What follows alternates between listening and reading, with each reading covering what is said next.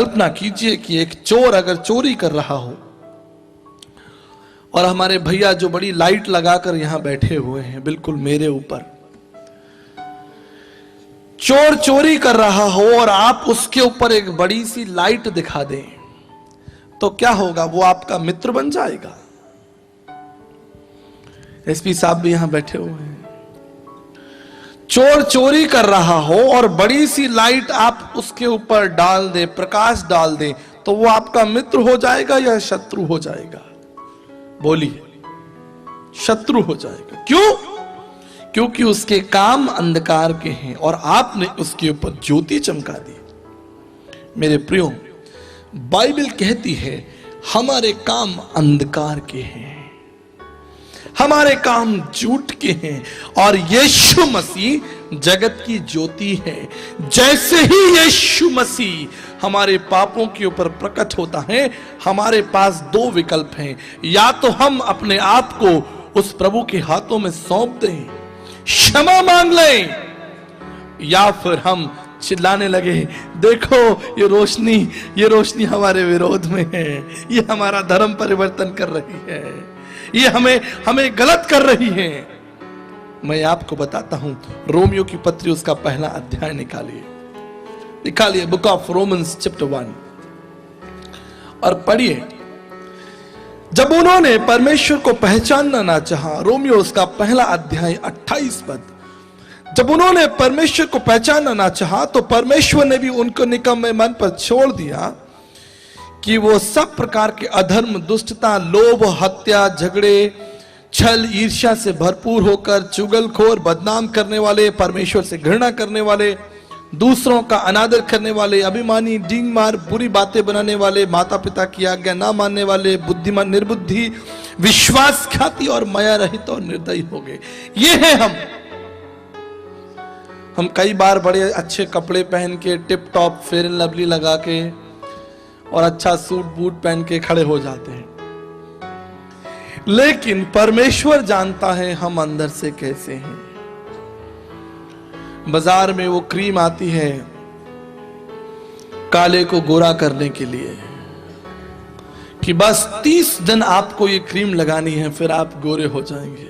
मैं 6 महीने लगाता रहा, कुछ नहीं हुआ।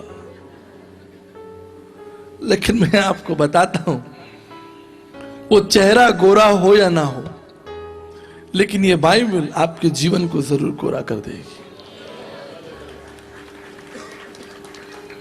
एक साहब हमारे ऑफिस में आए, बोले, भैया मैं यीशु मसीह से सहमत नहीं हूं। अरे भाई क्या हो गया? करा, यीशु मसीह कहते हैं अपने शत्रुओं को क्षमा कर दो।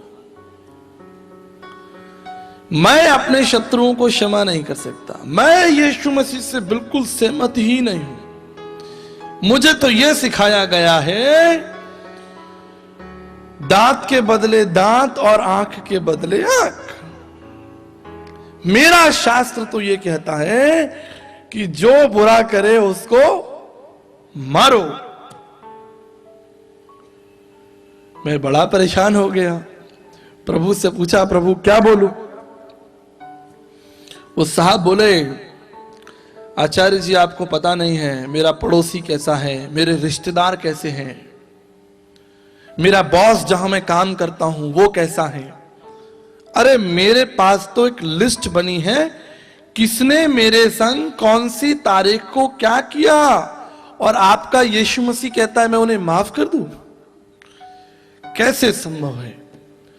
मैंने सोचा प्रभु उसको कौन सी बाइबल की वर्स दूं। प्रभु बोले, इसको बोल ऐसी एक लिस्ट इसके पड़ोसी के पास में और उसमें इसका नाम लिखा हुआ है।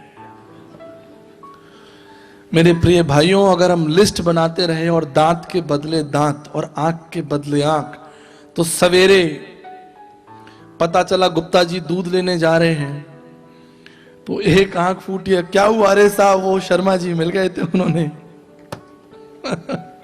शर्मा जी आपको क्या हुआ? अरे साहब आपको पता नहीं, वो वर्मा जी मिल गए थे उन्होंने। इसलिए यीशु मसीह का सिद्धांत है, अपने शत्रुओं को क्षमा कर दो, उनके लिए प्रार्थना करो और आपको पता है मैं यीशु मसीह का प्रचार क्यों करता हूं? इस पवित्र शास्त्र बाइबल में और भी लोग हैं, 5000 लोगों के नाम इसमें लिखे हुए हैं। आदम से लेकर प्रकाशित वाक्य तक 5000 लोगों के नाम लिखे हैं, पर मैं उनका प्रचार नहीं करता। क्यों? क्योंकि उनकी कथनी और करनी में अंतर है। करने वाला केवल यीशु मसीह है। उसने जो कहा है उसने करके दिखाया। एकमात्र वही हमारा विकल्प है। मेरे एक साहब हैं, मित्र हैं, उनके घर में एक बड़े से गुरुजी की फोटो लगी हुई है। मैं जब भी उनके पास उनसे मिलने के लिए जाता हूं, वो दौड़कर अपने कमरे से जब बाहर आते हैं, गुरुजी को नमस्कार करते हैं, नीचे बैठ जाते हैं। फिर थोड़ी देर में उठते हैं, गुरुजी का तस्वीर को हाथ लगाते हैं, फिर बैठ जाते हैं। अगर आप उनके संग 1 घंटा बातचीत करेंगे तो 1 घंटा में कम से कम 20 बार वो गुरुजी की तस्वीर को छूकर नमस्कार करेगा। तो मैंने अपने मित्र से पूछा, भाई आपके जो ये गुरुजी हैं ये जीवित हैं? बोले नहीं, ये तो इन्होंने तो समाधि ले ली। अच्छा। मैंने कहा परंतु मेरे गुरुजी तो जीवित हैं। कहते हैं हाँ हम जानते हैं आपके गुरुजी को वो लोगों ने क्रूस पर लटका दिया था, बड़े अच्छे संत थे, वो भी बहुत अच्छे गुरु थे। मैंने कहा सुनो भैया, वो यीशु मसीह जो क्रूस पर लटका था वो सिर्फ आधे घंटे की 1.5 घंटे की घटना है।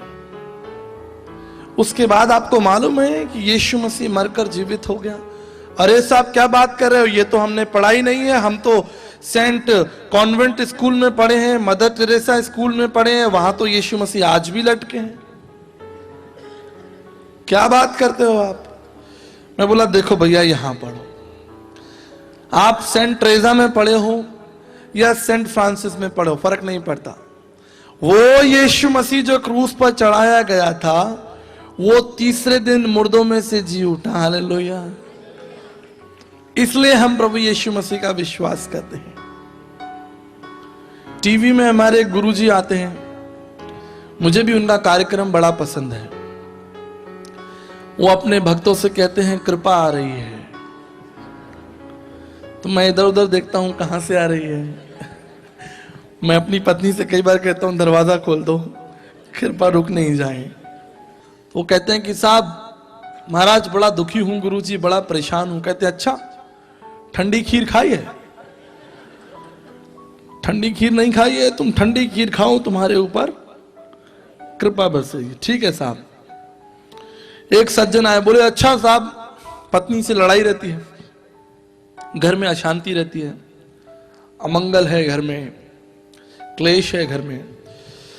बोले कभी पत्नी को ब्रेड पकोड़े खिलाए तुमने? ब्रेड पकोड़े हरी चटनी से खिलाओ, तुम्हारे घर में शांति आएगी। तो मैं गया तुरंत अपनी पत्नी के लिए भी 2 ले आया कि चलो भैया हमारे घर में भी शांति हो जाए थोड़ी।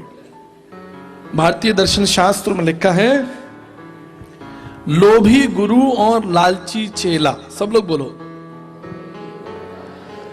लोभी गुरु और लालची चेला दोनों नरक में ठेलम ठेला। परमेश्वर के सामने वो लोभी गुरु और लालची चेला दोनों ठेला चलाएंगे। आप समझ रहे हैं? पवित्र शास्त्र बाइबल कहती है जीवित परमेश्वर के हाथों में पड़ना भयानक है। परमेश्वर की व्यवस्था और सिद्धांतों से खेलना मनुष्य के लिए बहुत खतरनाक है।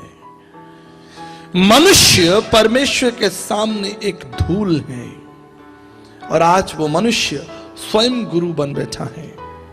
भारतीय दर्शन शास्त्र में लिखा है मांत्रिक उपनिषद में साक्षान्न गुरु रेव हरे, केवल परमेश्वर हमारा गुरु है, मनुष्य हमारा गुरु नहीं हो सकता।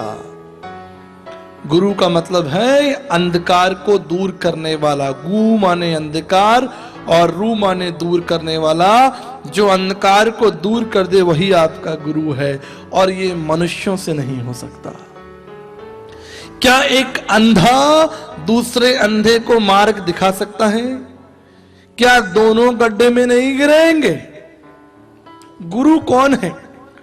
मैं आपको बताता हूं। भारतीय दर्शन शास्त्र ब्रह्म विद्या पद 31 में लिखा है, परमात्मा परमेश्वर स्वयंभू सृष्टिकर्ता प्रजापति स्वयं परमेश्वर हमारा गुरु है। कोई मनुष्य हमारा गुरु नहीं हो सकता। मनुष्य हमारा मित्र हो सकता है, भाई हो सकता है, लेकिन वो हमारा गुरु नहीं हो सकता जो हमको अपरोक्ष दर्शन करा सके। परमात्मा जो दासत्व में नहीं है, जो दूसरों पर निर्भर नहीं रहता, जो स्वयं केंद्रित है, स्वयं स्वचलित है, वो परमेश्वर हमारा गुरु है। ब्रह्म विद्या पद 31 में लिखा है। मुंडक उपनिषद 1:2-12 में लिखा है, श्रुतमम गुरु सब जानता है।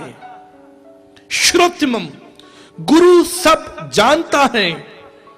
मुंडक उपनिषद 1:2-12 में लिखा है, ब्रह्मनिष्ठम वो पूर्ण परमेश्वर है, आंशिक नहीं है। वो किसी संत और महात्मा के द्वारा नहीं, लेकिन स्वयं सर्वशक्तिमान परमेश्वर है।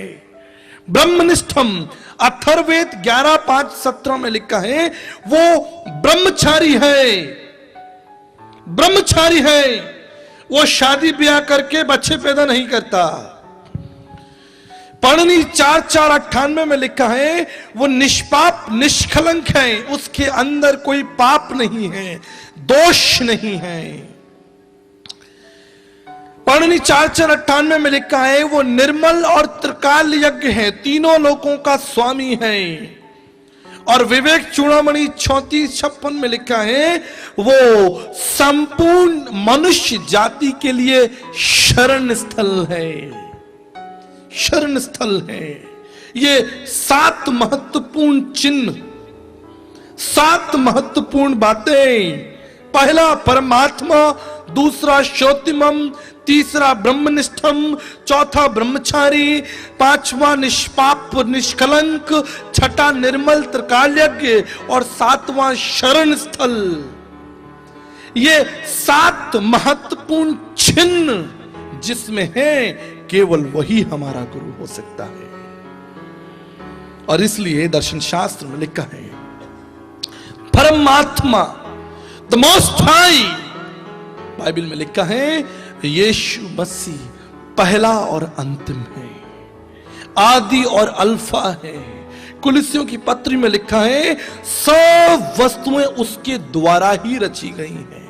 वो प्रथम है, प्रथमजा, वो प्रारंभ है। श्रोत्रमम सब बातों का जानने वाला है।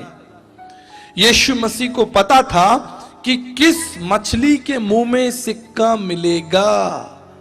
यीशु मसीह को पता था कि कौन सा शिष्य उनको पकड़वाएगा। यीशु मसीह को पता था कि मुझे वो दर्दनाक मृत्यु को सहना है, वो भयानक क्रूसीय बलिदान को सहना है। यीशु मसीह को पता था कि मैं तीसरे दिन जीवित हो जाऊंगा।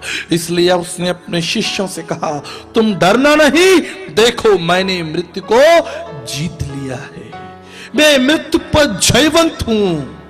उसको पता था। अथर्ववेद 11:5-17 में लिखा है, ब्रह्मचारी, यह भविष्यवाणी है। जब परमेश्वर अपने आप को संसार में प्रकट करेगा, उसका जीवन कैसा होगा? वो परम सन्यासी, परम वैराग्य ब्रह्मचारी होगा। इसलिए मत्ती 5:17 में लिखा है कि मैं उन भविष्यवाणियों को पूरा करने आया हूं। उन भविष्यवाणियों को पूरा करने।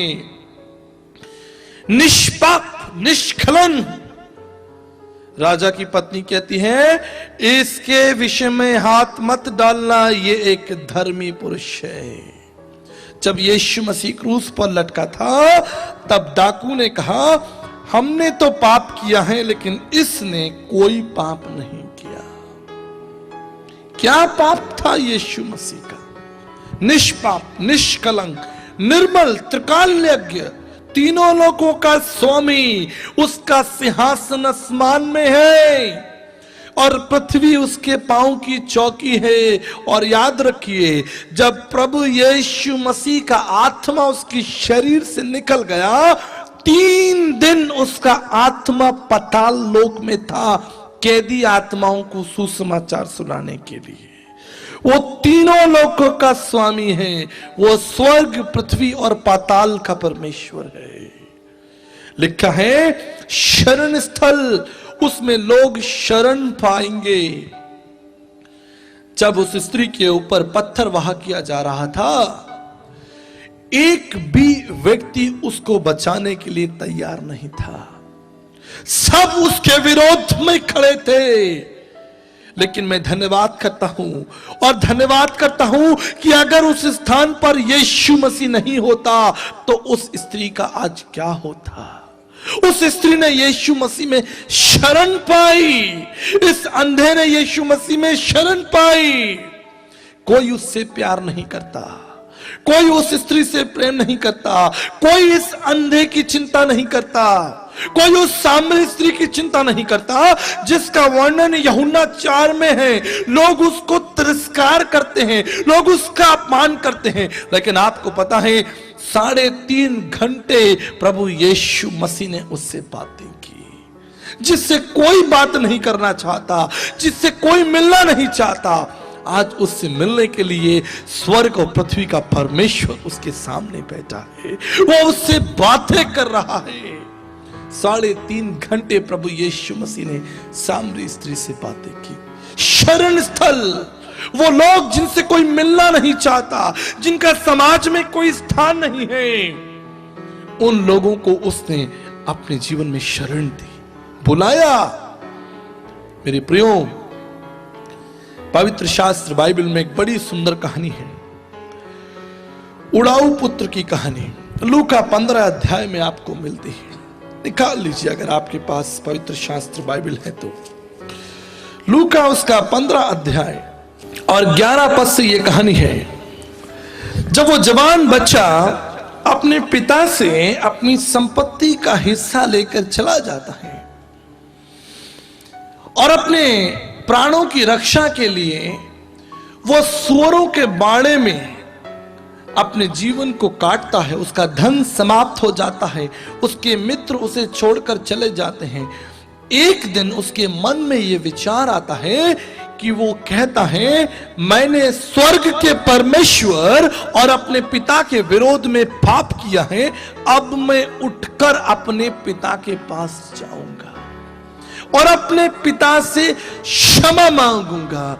मेरे प्रियो, मैं आपको बताना चाहता हूं, हमारे देश में एक बड़ा मुद्दा है जिसे हम घर वापसी कहते हैं, और मैं आपको बताता हूं, घर वापसी का मुद्दा परमेश्वर का मुद्दा है। घर वापसी का मुद्दा बाइबल का मुद्दा है। हर बालक अपने पिता को ढूंढता है और अपने घर लौटना चाहता है। उसने कहा, मैं अपने घर जाऊंगा और अपने पिता से कहूंगा कि पिता, मैंने तेरे विरोध में पाप किया है। I have sinned against you, मुझे क्षमा कर दो। जब वो मार्ग में था, 20 पद में लिखा है, अभी वो मार्ग में ही था, उसके पिता ने उसे देख लिया और दौड़कर गले लगाया। मैं आपको बताना चाहता हूं, इतने दिनों जब उसका पुत्र उससे दूर था, उस पिता को नींद नहीं आती होगी, उस पिता का मन हमेशा व्याकुल रहता होगा। क्यों? क्योंकि वो उसका जनक है, वो उसका सृष्टि करता है, उसने उसको पैदा किया है, वो उसके लिए तड़पता है। अगर इतने दिनों में वो जवान लड़का तड़पा है तो उसका पिता भी ठीक से सो नहीं पाया होगा। उसके मन में प्रत्येक दिन यही प्रश्न होगा, काश एक दिन मेरा बेटा लौट कर आ जाए। और जब उसका पुत्र लौट कर आया, वचन में लिखा है, उसने उस पर तरस खाया, उसे गले लगाया, चूमा। शायद हम होते तो कहते, भैया और पैसे लेने आ गए हो, अब नहीं है हमारे पास, इसको बाहर निकालो। लेकिन उसके पिता ने दौड़कर उसे चूमा, उसे प्यार किया, उसे गले लगाया, उसके हाथ में वो अंगूठी पहनाई और उसको अपना पुत्र स्वीकार कर लिया। मेरे प्रियो, आज परमेश्वर आपसे क्या चाहता है? परमेश्वर आपका धर्म नहीं बदलना चाहता। परमेश्वर चाहता है कि आप पापों से स्वतंत्र हो जाएं। परमेश्वर चाहता है कि आप एक बार फिर परमेश्वर के पास लौट आएं। भारतीय दर्शन शास्त्र मनुस्मृति अध्याय 2 में लिखा है, पापम पाप कर्मा पापात्मा पाप सम्मात्रा हिमाम पुंडक्षम सर्व पाप हरे हरे। ए परमेश्वर, हमारे पापों को क्षमा कर दीजिए। हम जो पाप में डूब चुके हैं, हम पर तरस खाइए। और लिखा है, पिता ने अपने पुत्र पर तरस खाया। ऋग्वेद उसका 10वां मंडल में लिखा है, प्रभु हमें पाप से स्वतंत्र कीजिए। ऋग्वेद 7:86 में लिखा है, हमें दंड मत दीजिए। ऋग्वेद 5:85 में लिखा है, आप हमारे पापों को क्षमा कर दीजिए। और यीशु मसीह संसार में क्यों आया? यीशु मसीह संसार में इसलिए आया कि पापियों को क्षमा किया जाए। क्षमा का संदेश, उससे पहले बहुत से संदेश थे। जो पाप करे उसको मार दो, जो गलत करे उसको सजा दो। लेकिन कौन ऐसा व्यक्ति है जिसने पाप नहीं किया? कौन ऐसा व्यक्ति है जिसने अधर्म नहीं किया? संत तुलसीदास जी कहते हैं, मौसम कौन कुटिल खलखामी, पापी कौन बड़ो है मोह से, सब पतितन में नामी। आदरणीय संत तुलसीदास जी ने अपने पापों को अंगीकार कर लिया। मैं हूं पापी, उन्होंने इस बात को मान लिया। आदरणीय गुरु नानक साहब ने भी कहा, हूं पापी पतित परम पाखंडी, मैं तो परमेश्वर की दृष्टि में पापी हूं। जाऊं कहां तज चरण तुम्हारे, काको नाम पतित पावन कहियति दीन प्यारे। देव दनुज मुनि नाग मनुज, सब माया पे बस बिचारे। मेरे पापों को कौन क्षमा करेगा? कौन होगा जो मुझ पर तरस खाएगा? मेरे प्रियो, एक पक्षी भी अपने बच्चों से प्रेम करता है। एक बार एक जंगल में आग लग गई और दूसरे जीव जंतु वहां से भाग रहे थे, लेकिन एक पेड़ था जिसके ऊपर एक पक्षी मंडरा रहा था। लोग ये देखकर आश्चर्यचकित थे, ये पक्षी इस पेड़ के ऊपर क्यों मंडरा रहा है? ये भाग क्यों नहीं चाहता? ये उड़ क्यों नहीं चाहता? लेकिन जब उस पेड़ ने पूरी तरह से आग को पकड़ लिया, वो पक्षी उस आग में प्रवेश कर गया। लोग हैरान थे। जब आग शांत हुई, लोग उस पेड़ के निकट आए। उन्होंने देखा एक बड़ा पक्षी उस स्थान पर जला हुआ है, लेकिन उस जले हुए पक्षी के नीचे 2 छोटे छोटे बच्चे उस स्थान पर हैं। एक पक्षी भी अपने बच्चों से प्रेम करता है, तो वो परमेश्वर जिसने आपको अपनी समानता में बनाया है, वो आपको कितना प्यार करता होगा। वो आपके बिना नहीं रह सकता, वो आपकी चिंता करता है, वो आपके साथ साथ। प्रिय दर्शकों, हम अपना सत्संग समाप्त नहीं करना चाहते आपको बिना ये अवसर दिए यीशु मसीह को अपने जीवन और अपने परिवार का उद्धारकर्ता प्रभु ग्रहण करें। मेरे साथ इस छोटी सी प्रार्थना को दोहराएं। प्रभु यीशु, मैं आपके महान प्रेम और बलिदान के लिए आपका धन्यवाद करता हूं। अपनी प्रतिज्ञा के अनुसार मेरे जीवन में आए, मेरी सहायता करें। इस प्रार्थना को मैं प्रभु यीशु के नाम से मांगता हूं, आमीन। प्रिय दर्शकों, हम धन्यवाद देना चाहते हैं इस समय जब आप यीशु सत्संग कार्यक्रम को टीवी पर देख रहे हैं। मुंबई से एक वेल विशर ने इस कार्यक्रम को आप तक पहुंचने में हमारी आर्थिक सहायता की है। हम इस परिवार को प्रभु यीशु मसीह के चरणों में लेकर आते हैं, प्रार्थना करते हैं। विशेष रूप से हम प्रार्थना करना चाहते हैं इनके स्वास्थ्य के लिए। ये अल्जाइमर बीमारी से पीड़ित हैं, लेकिन हमारा विश्वास है कि हमारा प्रभु हमारा चंगाई दाता है, वो हमारे शरीर का निर्माण करता है। हम यीशु मसीह के नाम से प्रार्थना करते हैं कि इस रोग से आपको मुक्ति मिले।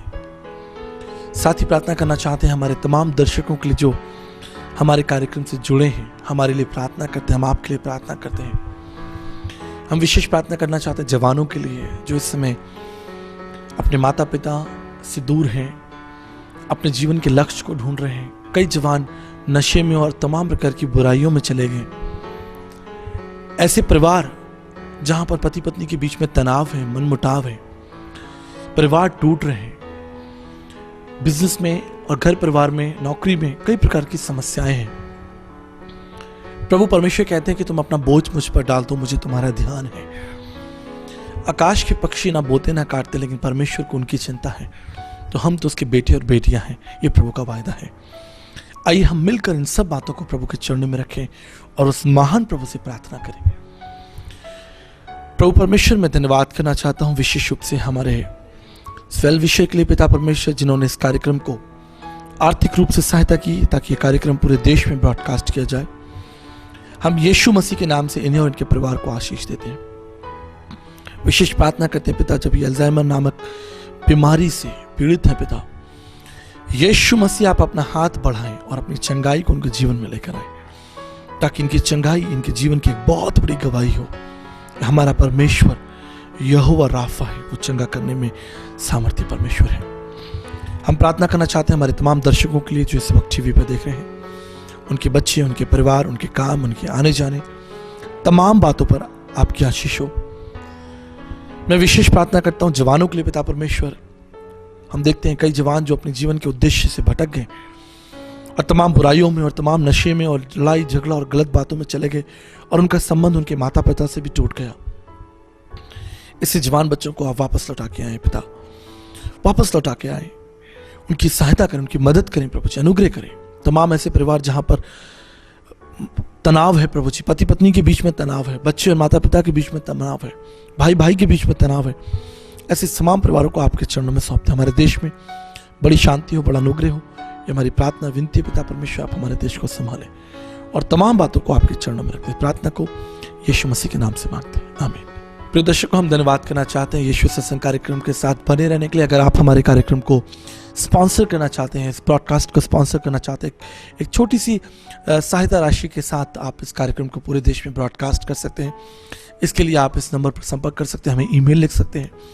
साथ ही आप प्रार्थना कर सकते हैं हमारे बाइबल कॉलेज के लिए, जो गुरुकुल ऑफ क्राइस्ट, जिसे हम राजस्थान शहर में, जयपुर शहर में हम लेकर आने वाले हैं। अगर आप द गुरुकुल ऑफ क्राइस्ट के विषय में अगर आप अधिक जानकारी चाहते हैं तो आप हमें ज़रूर संपर्क करें। हमारा विश्वास है कि हमारा और आपका परिश्रम हमारे देश के लिए एक बहुत बड़ी आशीष हो और निश्चित एक दिन हमारा देश प्रभु यीशु मसीह के महान प्रेम और बलिदान को जानेगा। तब तक जय यीशु, जय भारत। प्रभु आपको आशीष दे। God bless.